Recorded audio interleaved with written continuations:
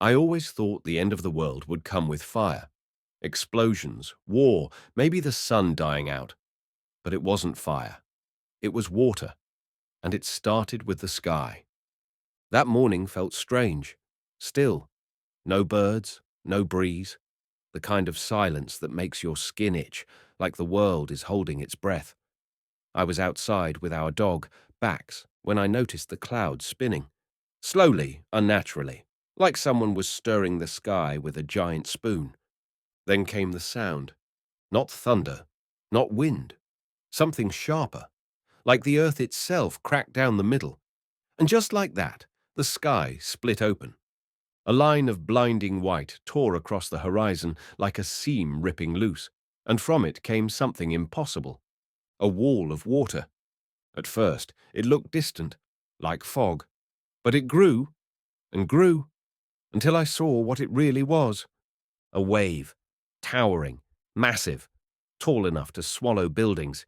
It reached high enough to touch the clouds, dragging ships and trees and houses with it, like the ocean had risen to reclaim everything.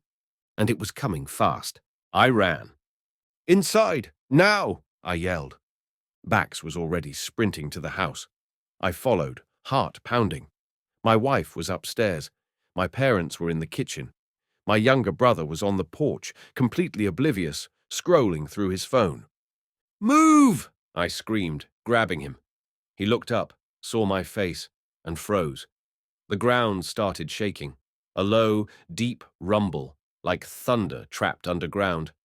My dad opened the front door, looked toward the valley, and stopped.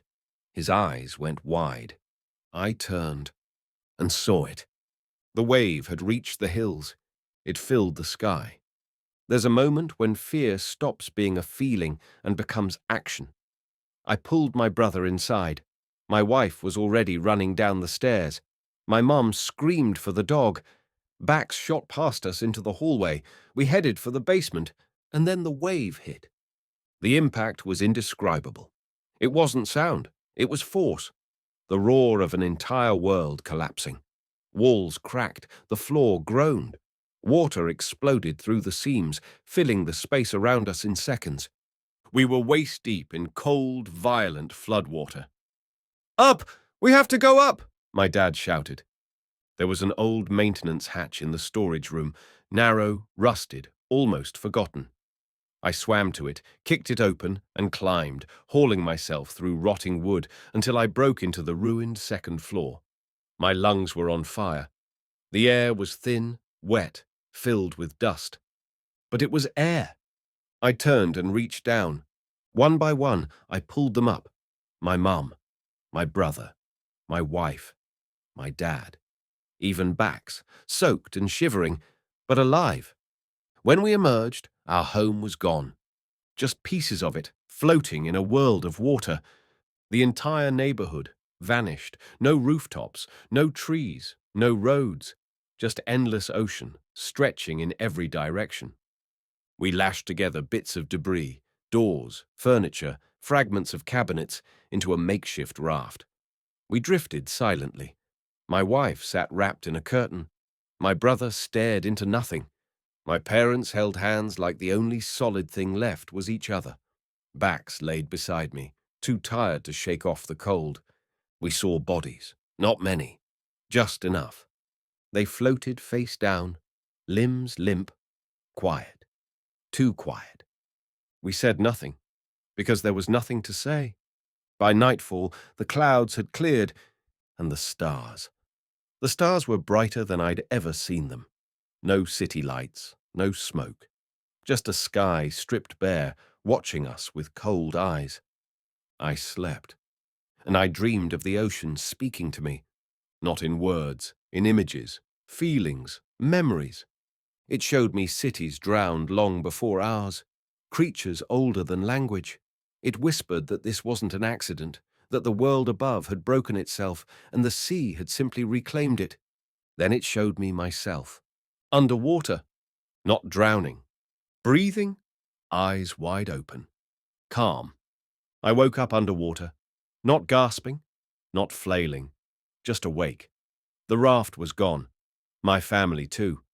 I should have panicked, but I didn't, because I was breathing. Somehow, impossibly, the water filled my lungs and passed through like air. It didn't sting or burn. It just was. Around me, the ocean glowed faintly, like moonlight through glass. I turned slowly, trying to make sense of where I was. Then I saw them. My wife, my brother, my parents, all floating nearby, motionless, but not lifeless. They were breathing too. My wife's eyes opened. She looked at me and smiled, small and serene, as if this was how it was supposed to be. The sea pulled us downward, not violently, gently, like a mother's hand guiding a child. We drifted past schools of strange fish that shimmered with colors I'd never seen before. Coral towers rose from the deep like cathedrals, vast and winding. Between them, ruined statues stood half buried in sand, eroded but not forgotten. Then came the city. It unfolded from the darkness, carved into the walls of a deep trench, glowing with life. Arches of bone and coral, spiraling towers lit by flowing algae, and quiet pathways of polished stone. There were people here. Not like us, not exactly, but not alien either. They looked human, though their skin shimmered like pearl, and their movements were fluid in a way that felt dreamlike. They noticed us, but didn't rush forward. They waited, watching, as if to see whether we would panic, resist, or let go. I didn't speak. None of us did. But something passed between us, a quiet understanding. One of them approached, a tall woman with long, flowing hair that drifted like smoke in the water. She reached out and touched my forehead, and the world changed. I saw visions, memories, not my own. A civilization that had existed long before ours, one that chose the sea when the land began to die. They learned to shape coral with sound, to move water with thought. They taught themselves to breathe, to remember, to dream in the depths. When the surface broke, they waited. For us, you were not the first to fall, she said, not with her mouth, but through some deeper language. But you are the first to stay awake. We were led through the city, past glowing gardens and singing stone. The walls seemed to hum when we passed. I didn't know if it was technology or something older than science. I didn't care. It was beautiful. They gave us shelter, living spaces grown from the reef itself, shaped by need. My father rested against a wall that bent to hold him. My mother touched a root, and it bloomed into food. My brother, once hopeless without a screen in his hand, was now tracking tiny fish through tunnels, laughing. My wife moved like she was born in the water, her body fluid, her face finally at peace. Even Bax, our dog, swam circles with effortless grace, his tail leaving tiny spirals in the sea. We began to learn, not through lessons, but by existing. The ocean taught us. We sang, and walls opened. We breathed, and plants responded. I closed my eyes one day and heard the city whisper my name. It wasn't my name exactly, but something close, something older. The woman returned, the one who had touched my mind. She led me deeper, to a quiet chamber carved into the bones of an ancient whale. There, she showed me a mural, etched in stone, glowing faintly. It showed the sky splitting, the great wave, the drowning. Then a figure rising from the deep, hands outstretched, teaching others to breathe. He looked like me. She pressed her palm to mine. No words, just understanding. You are the echo of those who chose to stay. And then I knew. This wasn't just survival. It was a beginning. The city didn't ask us to stay. It simply accepted that we had. But the silence from above haunted me. Somewhere out there, maybe others were still alive, trapped, starving, afraid, waiting for a rescue that wasn't coming. I couldn't shake it. Even in this beautiful place, even as we began to build something new, I knew we weren't the only ones left. I brought it to the elders, those who had lived here the longest. They listened, their eyes deep as trenches. One of them, the tall woman with hair like smoke, said, "Some who fight the breath still remain. If they call, we must answer." So we began to search. We followed currents mapped by ancient memory. We swam through ruined highways, over sunken towers, between forests of skeletal trees. The water above was colder here, unsettled, as if the ocean itself resented what had once stood on its back. Our family stayed close. Me, my wife, my brother, my parents, even Bax, who moved through the dark like a scout born for this. We found them clinging to an old bridge, half submerged and crumbling, hidden beneath a dome of trapped air. A man, a woman, and two children. Pale, thin, eyes hollow. They watched us with disbelief as we floated closer, and the man pressed himself between us and his family, protective even in exhaustion. "You're not wearing tanks," he said. "How are you breathing?" "There's a way," I said. "You just have to stop fighting it." He didn't believe me. No one ever does at first. We didn't force them. We stayed. We brought them food grown from reef root and warmed them with flowstones from the city. Slowly, the fear began to fade. The children were the first to try. They dipped under the surface for longer each time, giggling as backs spun around them in playful loops. The woman followed next, holding her daughter's hand as she let the water in, not with panic, but acceptance. The man was last. He held out the longest. But eventually, he let go, and the sea welcomed him. We brought them home. More followed. Word traveled in dreams. People began to arrive, not always in families, not always whole, but always carrying hope with them. Some still held tight to the surface world. They spoke of restoring cities, reclaiming land, rebuilding. But most of them saw what we saw. The world we knew was gone. The ocean hadn't ended it. It had offered something else. We didn't try to remake what we lost. We started something new. The reef answered our voices. The stone bent to our needs. We shaped homes not from brick or steel, but from breath and memory. My brother helped build arches that pulsed with light. My mother grew food that healed more than hunger. My father carved time into stone, leaving records for those yet to come. And I taught people how to breathe. That became my purpose. Sometimes I would dream of the surface, but not with longing. More like remembering a language I no longer spoke. In one dream, I was walking through a dry forest. I came to a tree that had burned from the inside out. I placed my hand on the trunk and it cracked open, revealing water beneath the bark. When I woke, I knew what to call our home. Islaris. The name came not from language, but from feeling. It meant shelter, song, breath, and the city accepted it. It shimmered slightly that day, the walls humming like they were breathing deeper. It wasn't a colony anymore. It was ours. Not everyone stayed. Some couldn't.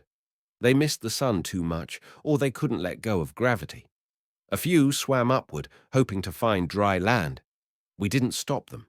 The ocean gives, but it doesn't hold.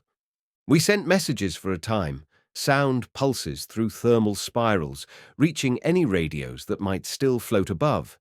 One day, we stopped trying. Not from loss, but peace. The silence above wasn't a threat. It was a boundary, and we were learning to live without crossing it. Islaris thrived. The coral towers grew stronger. The currents around our home became warm and familiar. We stopped measuring time in days and started feeling it in the rhythm of the sea. Children born underwater never cried. They came into the world already breathing, already knowing. But not everything in the deep was calm. Some of us began to dream, dreams unlike the ones that guided us before. Strange shapes, stone gates wrapped in vines, a hum that echoed through our skulls long after we woke. People described the same vision, a trench beyond the safe current, deeper than anything we'd yet seen. A place that watched. I dreamed it too. In my sleep, I descended through darkness and cold until I found a massive door carved from black stone. It didn't open, but it pulsed, and when I reached for it, I saw my reflection. Only older, changed, wiser, or lost. When I told the elders, they were quiet. Then the woman, the one who first touched my mind, said, "The trench has a memory. and sometimes it remembers you before you remember yourself. We decided to go, not all of us, just a few. Me, my wife, the elder, Bax, as always. The currents grew colder as we descended. Light faded. The sea no longer felt gentle. It was vast and old and waiting. Then we saw it, the trench. It was a wound in the world, a gash that disappeared into blackness, and at its edge something massive, half buried in sand and coral. The gate, just like in the dreams. It didn't open, but it breathed. A slow, rhythmic pulse that stirred the silt. The elder swam closer, hovering near the stone. She reached out, placed her hand on the surface. Her eyes closed. When she pulled away, she said, "It's not time." We returned to Islaris, but the dreams continued. Some who had never seen the trench began to feel its pull. The city responded too, walls shifting subtly, tones in the stone changing key, like the reef itself was preparing for something. Then Bax disappeared. He had gone on a routine swim, a patrol near the outer tunnels. When he didn't return, I followed his trail. It led, unerringly, to the trench. I dove alone. The cold hit me first, then the silence. Not peaceful silence, dead silence, like sound itself had drowned. I reached the gate again, and this time it was open. Not wide, just enough. Something passed through. A shape. My shape. Reflected in the current like a memory out of place. It looked at me and spoke, not aloud, but in thought. "Welcome back." I didn't run. I reached forward and touched the water where it stood. Suddenly, I saw everything. A city beneath the city. A vault where memories lived. Not just thoughts, but spirits. People who had surrendered fully to the ocean. They weren't gone. They had become part of something greater. And in the middle of it all, guiding the lost through endless hallways of dream and current, was Bax. Not lost, not dead, just deeper. The trench wasn't a threat. It was a threshold. A future waiting for those ready to become more than flesh. I returned to Islaris, heart calm. I didn't tell anyone where Bax was. Not because it was a secret, but because I finally understood. It couldn't be explained, only felt. Sometimes I swim near the trench. I listen, not always for voices, sometimes just for silence. And in that stillness, I feel the presence of everyone we've lost. Not gone, just waiting. Life in Islaris didn't return to normal after the trench. It evolved. People began to feel the city breathing in ways they hadn't noticed before. Walls responded not only to voice, but to memory. Rooms reshaped themselves overnight. Gardens grew where people dreamed of them. The reef wasn't just alive, it was listening, and it remembered. When someone passed, their favorite corner would glow a little brighter. The path they walked most often would hum softly for days. The water carried their rhythm. No one truly disappeared anymore. They flowed back into the city, into the sea. Some chose to go deeper. They weren't sick. They weren't dying. They just felt the pull, a quiet certainty. They'd leave behind a shell, and their spirit would drift beyond the reef, toward the trench. No one stopped them. We understood. And those who went, sometimes returned in dreams. You'd feel them at your side, hear their voice in the current. Even in death, we were together. I stopped dreaming of the surface. Even when I tried to remember, it felt distant, like a story told to me by someone else. There was no more fear, no more hurry. We built slowly, with purpose. We grew gardens in spirals that sang when the tide passed through. We raised new structures that floated just beneath the surface, capturing starlight and reflecting it into the depths. We no longer needed days or clocks. We had rhythm. We had each other. My wife and I swam often in the outer loops of the city. She liked to race with the dolphins that had begun to live near us. They weren't trained, just curious, comfortable. They knew we belonged here too. One evening we drifted to a dome made of translucent coral. Inside, the glow from the thermal vents painted the ceiling with moving stars. We floated there in silence, wrapped around each other like seagrass. She turned to me and whispered, "Do you ever think about going back?" "To what?" I asked. "The sky, the trees, land." I paused. "I don't think it would recognize us anymore," I said. "We're not what we were." She smiled. "Good." That night, Islaris sang to us. Low tones through the stone, warm pulses through the reef.